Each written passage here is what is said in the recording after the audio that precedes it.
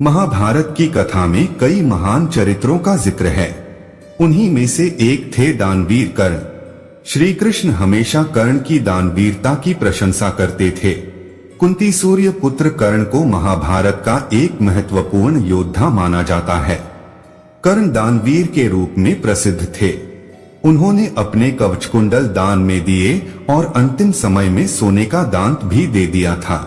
भगवान कृष्ण ने अर्जुन को यही उपदेश दिया था कि दान करते वक्त मन में अगर कोई भी भावना हो कि किए गए दान का खास फल प्राप्त होगा, तो दान करने का पुण्य फल नहीं मिलता और दान करना निष्फल हो जाता है। भगवान कृष्ण ने भी कर्ण को सबसे बड़ा दानी माना है। अर्जुन को कर्ण की प्रशंसा पसंद नहीं थी।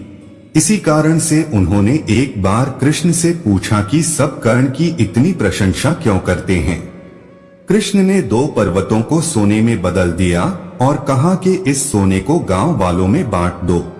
अर्जुन ने सारे गांव वालों को बुलाया और पर्वत काट काट कर देने लगे और कुछ समय बाद थक कर बैठ गए।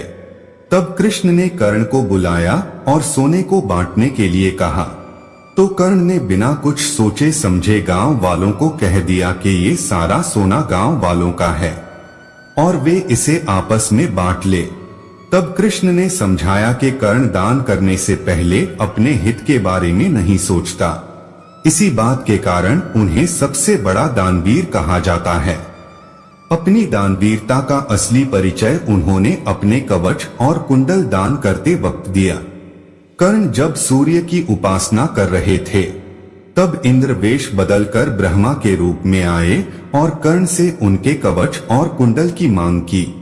सूर्य ने कर्ण को कवच और कुंडल देने से मना किया था, पर कर्ण किसी को निराश नहीं करते थे, इसलिए उन्होंने अपना कवच और कुंडल का दान कर दिया। कर्ण ये जानते थे कि यह दान उनकी मृत्यु का कारण बन सकता है, तब भी उन्होंने अपने हित के बारे में बिना सोचे दान कर दिया और एक बार फिर ये साबित कर दिया कि उनसे बड़ा दानवीर और कोई नहीं है। कर्ण दान करने के लिए काफी प्रसिद्ध था।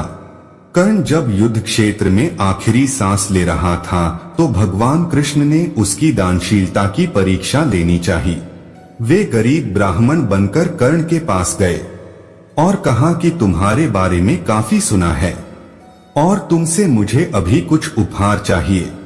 कर्ण ने उत्तर में कहा कि आप जो भी चाहे मांग लें। ब्राह्मण ने सोना मांगा। कर्ण ने कहा कि सोना तो उसके दांत में है और आप इसे ले सकते हैं। ब्राह्मण ने जवाब दिया कि मैं इतना कायर नहीं हूं कि तुम्हारे दांत तोड़ूं। कर्ण ने तब एक पत्थर उठाया और अपने दांत तोड़ लिए। ब्राह्मण ने इसे भी लेने से इनकार करते हुए कहा कि खून से सना हुआ यह सोना वह नहीं ले सकता। कर्ण ने इसके बाद एक बाण उठाया और आसमान की तरफ चलाया।